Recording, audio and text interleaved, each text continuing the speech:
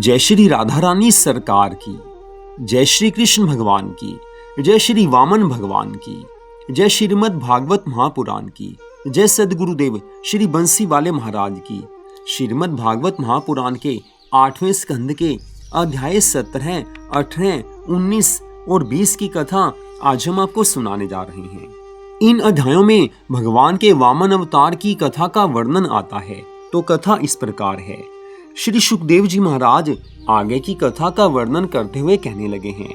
हे राजा परीक्षित, जब कश्यप जी के कथनानुसार अदिति ने व्रत रखकर श्री नारायण भगवान के श्री चरणों का ध्यान किया, तब व्रत के संपूर्ण होने पर श्री नारायण जी ने चतुर्भुजी स्वरूप धारण करके अदिति को दर्शन दिया। श्री नारायण जी के उस अद्भुत स्वरूप के दर्शन कर अदिति ने बहुत ही प्रसन्नता पूर्वक भगवान का पूजन किया है, परिक्रमा की है। तब श्री नारायण भगवान ने अदिति से कहा है, हे अदिति, जो तेरी इच्छा हो मुझसे वही वरदान मांग ले। यह बात सुनकर अदिति ने हाथ जोड़कर कहा है, हे प्रभु, हे घटघटवासी भगवान, मेरी यही अभिलाषा है कि मेरे पुत्रों को अपना राज्य उन्हें प्राप्त हो जाए। तब श्री नारायण भगवान कहने लगे हैं, हे अदिति, तू यह चाहती है कि जिस तरह तेरी पुत्र वधु इंद्राणी आदि देव पत्नियां दुखी हो रही हैं, उसी तरह दैत्यों की पत्नियां भी दुखी हो जाएं। लेकिन इस संबंध में तुझे ये ध्यान रखना चाहिए कि राजा बलि ने 100 यज्ञ करके मुझे प्रसन्न किया है। वह गुरु और ब्राह्मणों की सेवा करता है, अतः मैं उसका राज्य जबरदस्ती छीन नहीं सकता। जो प्राणी धर्मात्मा और हरि भक्त होते हैं, उन पर मेरा कुछ वश नहीं चलता है। परंतु हे अदिति, तूने भी व्रत रखकर मुझे बहुत प्रसन्न किया है, अतः मैं तेरे हित के लिए दैत्यों से चलकर देवताओं को राज्य दिला दूंगा। प्रभु के ऐसे वचन सुनकर अदिति पुनः कहने लगी है कि हे भगवान, मैं ये चाहती हूँ कि आप मेरे गर्भ से अवतार लेकर देवताओं की सहायता करें, जिससे उन्हें अपना राज्य पुनः प्राप्त हो जाए। तब श्री नारायण भगवान कहने लगे हैं, अच्छा, तेरा ये मनोरथ भी अवश्य पूर्ण होगा।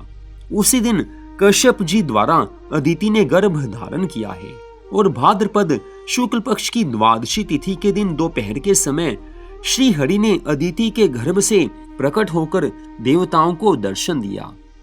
तब श्री नारायण भगवान के दर्शन प्राप्त करके सब देवता आनंद मग्न हुए हैं। सब छोटे बड़े देवताओं ने श्री नारायण भगवान को साष्टांग प्रणाम किया है। उस समय प्रभु का वेद स्वरूप छोटे बालक के समान था। जिस समय कश्यप जी और ब्रह्मा आदि देवताओं ने भगवान के वामन स्वरूप को देखा, उस समय त्रिलोकी भर में बड़ा ही आनंद उत्सव और मंगल गान होने लगा है। श्री सुखदेव जी महाराज आगे की कथा का वर्णन करते हुए कहने लगे हैं, हे राजा परीक्षित, वामन भगवान यज्ञोपवीत होने के बाद ब्रह्मचारी जैसा स्वरूप धारण करके दंड कमंडलू हाथ में लेकर कश्यप और अदिति के घर से बाहर निकल आए हैं और पृथ्वी का दान लेने की इच्छा से नर्मदा नदी के किनारे जहाँ राजा बलि यज्ञ कर रहा था, वहां प्रभु चल पड़े हैं। जिस समय वामन भगवान वहां पहुंचे, उस समय पृथ्वी अपने मन में यह सोचकर आज कंपायमान होने लगी है कि आज पर ब्रह्म परमात्मा त्रिलोकी नाथ, जो समस्त ब्रह्मांडों के उत्पन्न करता है, सबके स्वामी हैं, वही पृथ्वी का दान मांगने के निमित्त यहाँ आए हैं। वामन भगवान को परम तेज स्वरूप धारण किए देख बड़े बड़े ऋषीश्वर, ब्राह्मण, राजा बलि और शुक्राचार्य आदि जो वहां उपस्थित थे, आज प्रभु को देखकर वहां पर खड़े हो गए हैं। इस प्रकार का बोना मनुष्य उन्होंने कभी नहीं देखा था, इसलिए वह उस वामन स्वरूप को देखकर चकित हो गए हैं। उस समय राजा बलि ने वामन भगवान को रत्न जटित सिंहासन पर बैठाकर हाथ जोड़कर प्रार्थना की है, हे ब्रह्मचारी महाराज, गुरुओं और ब्राह्मणों के आशीर्वाद से मेरे 99 यज्ञ आनंद सहित संपूर्ण हो चुके हैं और अब मैं 100वां यज्ञ पूर्ण कर रहा हूँ। अतः मेरे बड़े अहोभाग्य हैं जो इस यज्ञ में आप जैसे तपस्वी महात्मा के चरण पधारे हैं। आपके परम पवित्र दर्शन करने से निश्चय ही मेरा भाग्योदय हुआ है। हे बाल ब्रह्मचारी, जिस प्रकार आपने बिना आमंत्रित किए ही दयालु होकर यहाँ पधारने की कृपा की है, उसी प्रकार आप गौ, बाघ, हाथी, घोड़ा, रथ, पालकी, द्रव्य, भूमि आदि जिस वस्तु की अभिलाषा आपको हो उसे आप प्रकट कीजिए, जिससे मैं तुरंत आपको उससे प्रसन्नता पूर्वक भेंट करूं। आज राजा बलि के ऐसे वचन सुनकर वामन भगवान कहने लगे हैं, हे विरोचन पुत्र, तुम्हारी गिनती बहुत बड़े बड़े दानियों में होती है, अतः तुमने मुझसे श्रद्धा पूर्वक दान मांगने को कहा है। तुम्हारे पूर्वज भी ऐसे ही दानी और शूरवीर हुए हैं, जिन्होंने कभी दान देने अथवा युद्ध करने से अपना मुख नहीं मोड़ा। तुम्हारे वंश में कभी कोई लोभी, कंजूस या अधर्मी नहीं हुआ। तुम्हारे दादा हिरण्याक्ष और हिरण्यकशिपु भी ऐसे प्रतापी राजा हुए हैं कि उन्होंने संपूर्ण पृथ्वी को जीतकर तीनों लोकों का अखंड राज्य किया था। लेकिन हे राजन, मुझे केवल 3 पग भूमि का दान चाहिए। हे राजा परीक्षित, वामन भगवान के श्रीमुख से ऐसे वचन सुनकर राजा बलि कहने लगे हैं, हे बाल स्वरूप ब्रह्मचारी, आप ब्राह्मण के पुत्र होकर भी अपना अर्थ सिद्ध करना नहीं जानते हैं। मेरे द्वार पर जो भी ब्राह्मण अथवा याचक आता है, मैं उसे इतना द्रव्य दान में देता हूँ कि फिर उसे जीवन पर्यंत किसी दूसरे व्यक्ति से कुछ मांगने की आवश्यकता नहीं रह जाती। इसलिए आप जैसे तेजस्वी महात्मा को केवल 3 पग भूमि दान देते हुए मुझे संकोच होता है। आज इस बात का उत्तर देते हुए वामन भगवान कहने लगे हैं, हे बलिराज, लोभ बहुत ही बुरा होता है, क्योंकि अधिक लालच करने से ब्राह्मण का धर्म, बल और तेज क्षीण हो जाता है, और जो ब्राह्मण संतोषी होता है उसके धर्म, बल, तेज आदि गुणों की वृद्धि होती है। लोभी मनुष्य देश परदेश में रहकर चाहे करोड़पति हो जाए, चाहे त्रिलोकी का राज्य प्राप्त कर ले, तो भी उसकी इच्छा पूरी नहीं हो सकती है। संतोष रखने के कारण हमारे लिए 3 पग भूमि ही बहुत है, लेकिन यदि संतोष ना हो तो समस्त भूमंडल का राज्य प्राप्त होने पर भी इच्छा का अंत कभी होता नहीं है। इसलिए असंतोष करने से कभी सुख की प्राप्ति नहीं होती है, लेकिन संतोष करने से परम आनंद मिलता है। श्री सुखदेव जी महाराज आगे की कथा का वर्णन करते हुए कहने लगे हैं, ये राजा परीक्षित, आज वामन भगवान जी के इन वचनों को सुनकर राजा बलि ने कहा है कि बड़ी अच्छी बात है, आप अपना शरण आगे बढ़ाइए, मैं उसे धोकर 3 पग भूमि का संकल्प कर दूं। वामन भगवान ने अपना शरण आगे बढ़ाया है और राजा बलि ने उनके चरणों का प्रक्षालन करके शरणोदक को अपने सिर और नेत्रों में लगाया है। फिर धूप दीप आदि से उनके चरणों की पूजा करके अपनी पत्नी से संकल्प करने के लिए जल मांगा है। जब रानी विंध्यावली गंगा जल की झारी ले आई और राजा बलि 3 पग पृथ्वी देने को तैयार हो गई, तब दैत्य गुरु शुक्राचार्य अपने ज्ञान द्वारा वामन भगवान जी का रहस्य समझ गए और राजा बलि के पास से जाकर कहने लगे हैं, हे राजन, जिनको तुम ना पहचानने के कारण छोटा सा ब्रह्मचारी समझ रहे हो, वह तो साक्षात पर ब्रह्म परमात्मा है, ये नारायण भगवान है। देवताओं की सहायता करने के लिए आज श्री नारायण भगवान वामन अवतार धारण करके तेरा समस्त राज्य तथा धन लेने आए हैं। ये तुझसे 3 पग पृथ्वी का दान लेने के बहाने तीनों लोकों का राज्य लेकर देवताओं को अर्पित कर देंगे। अब यदि तू कहे कि मैं तो 3 पग भूमि दान करने के लिए प्रतिज्ञा कर चुका हूँ, तो उसका उत्तर ये है कि मनुष्य के अधिकार में जो कुछ भूमि अथवा धन संपत्ति हो, उसको 5 भागों में विभक्त करना होता है।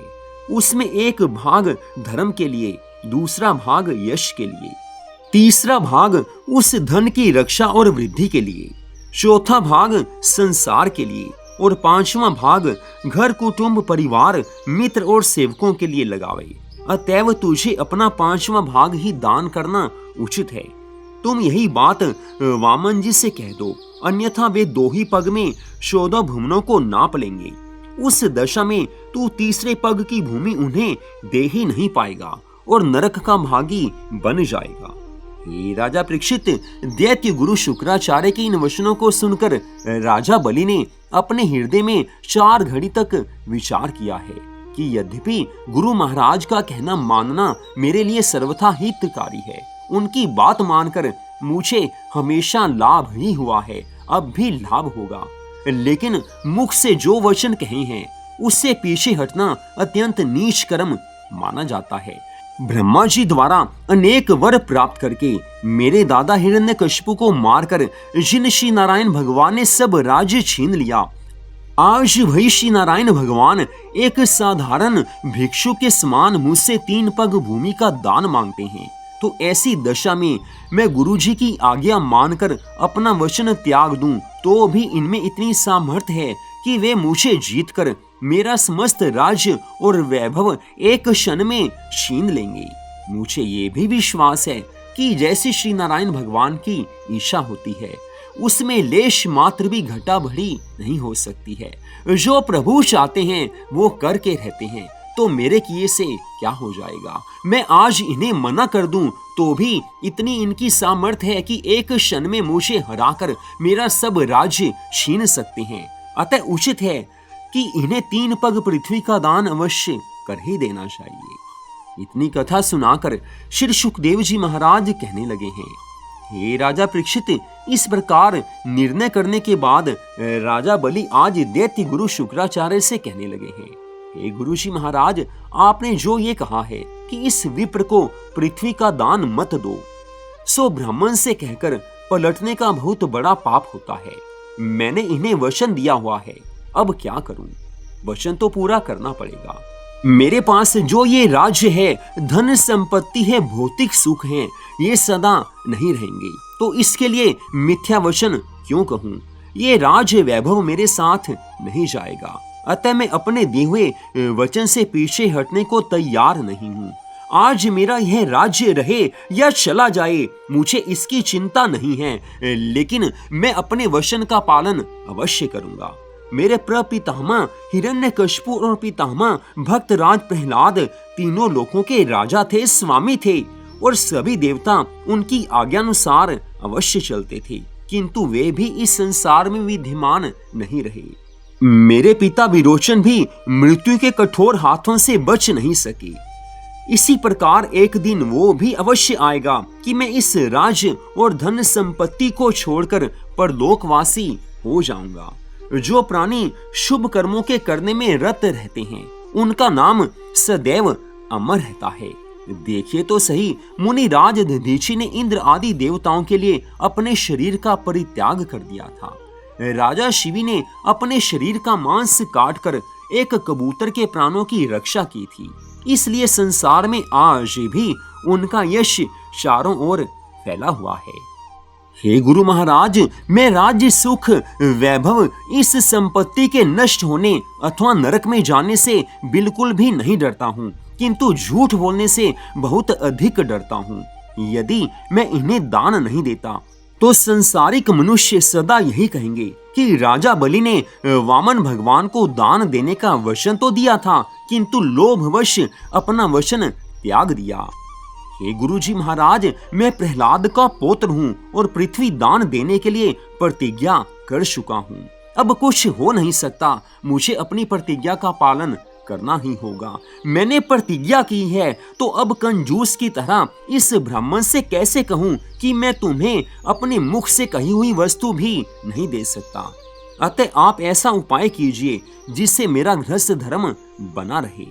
आप जो ये कहते हैं कि ये भगवान विष्णु के अवतार हैं, तो इस संबंध में मेरा कथन ये है कि जिन त्रिलोकीनाथ भगवान को प्रसन्न करने के लिए संसार में यज्ञ, तप, दान, हवन आदि शुभ कर्म किए जाते हैं, जब वही श्री नारायण भगवान आज एक भिक्षुक बनकर दान मांगने मेरे द्वार पर आए हैं, तो उन्हें दान देकर मैं प्रसन्न क्यों ना करूं। और फिर ये वटुक रूपधारी भगवान तो केवल 3 पग पृथ्वी ही मांग रहे हैं, कुछ अधिक तो मांग नहीं रहे हैं। इतनी कथा सुनाकर श्री सुखदेव जी महाराज आगे की कथा का वर्णन करते हुए कहने लगे हैं, हे राजा परीक्षित, जब दैत्य गुरु शुक्राचार्य ने ये देखा कि राजा बलि उनकी आज्ञा नहीं मानेगा, तब उन्होंने क्रोधित होकर राजा बलि को आज ये शाप दे दिया है कि जा रे अहंकारी राजा, तेरा राज्य और लक्ष्मी नष्ट हो जाएगी। राजा बलि ने उस शाप का कोई दुख नहीं माना और उन्होंने बड़ी प्रसन्नता पूर्वक संकल्प करके वामन भगवान से इस प्रकार कहा है कि हे भगवान, हे प्रभु, आप 3 पग पृथ्वी नाप लीजिए। आज राजा बलि के मुख से ऐसे वचनों को सुनकर वामन भगवान ने कहा है कि तुम्हारा कल्याण हो। तत्पश्चात भगवान ने देखते ही देखते अपना विराट स्वरूप बनाया है कि भगवान के उस विराट स्वरूप के 7 लोक कमर के ऊपर हो गए और उस स्वरूप में समस्त ब्रह्मांडों का आभास हो रहा था। उस समय उनके शस्त्र और गरुड़ जी, नंद और सुनंद आदि 16 पार्षद अपना अपना रूप धारण करके वहां प्रकट हुए हैं। और आज भगवान के परम भक्त जाम्बवंत नामक ऋषि ने भगवान के विराट स्वरूप की 7 परिक्रमा की हैं। भगवान श्री नारायण जी का उच्च स्वर से जय जयकार करते हुए उन्होंने भगवान की पूजा आराधना की है। इतनी कथा सुनाकर श्री सुखदेव जी महाराज कहने लगे हैं कि हे राजा परीक्षित, जब राजा बलि अपने गुरु महाराज दैत्य गुरु शुक्राचार्य जी की आज्ञा न मानकर वामन भगवान को पृथ्वी का संकल्प करने लगा, उस समय दैत्य गुरु शुक्राचार्य जी बहुत छोटा सा रूप धारण करके उस जल की झाड़ी की टोंटी में जाकर बैठ गए, जिसे राजा बलि संकल्प करने के लिए अपने हाथ में लिए हुए थे। दैत्य गुरु शुक्राचार्य जी ने उसमें से जल ना निकलने देने की इच्छा से जल निकलने वाले मार्ग को रोकते हुए सोचा था कि जब जल नहीं निकलेगा तो राजा संकल्प कैसे कर पाएगा।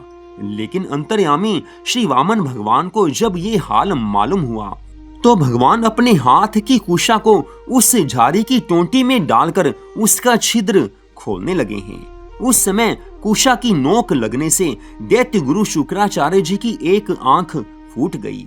तब वे टोंटी से बाहर निकलकर भाग गए हैं। हे राजा परीक्षित, जो लोग किसी के शुभ कर्म में रोड़ा अटकाते हैं, उसमें विघ्न उपस्थित करते हैं, उनकी दशा शुक्राचार्य जैसी हो ही जाती है। शुक्राचार्य जी की आंख फोड़ देने का एक कारण ये भी जानना चाहिए कि श्री नारायण भगवान ने मनुष्य को 2 आंखें इस कारण दी हैं कि वह एक से तो अपने को देखे और दूसरी से परमेश्वर के पवित्र रूप को देखता रहे। दैत्य गुरु शुक्राचार्य स्वयं माया में भटक गए हैं। माया के सुख को सर्वोत्तम समझकर प्रभु को भूल गए थे। इसलिए वामन भगवान ने उनकी एक आंख फोड़कर उन्हें चैतन्य किया है, उन्हें ज्ञान दिया है कि तुमने जो पाप कर्म करने का प्रयास किया था, शुभ कर्म में विघ्न डालने का जो तुमने प्रयास किया था, उसका फल तो तुम्हें मिलना ही था, सो उसका फल तुम्हें मिल चुका है। और इधर आज वामन भगवान ने बड़ा सुंदर विराट स्वरूप धारण किया है।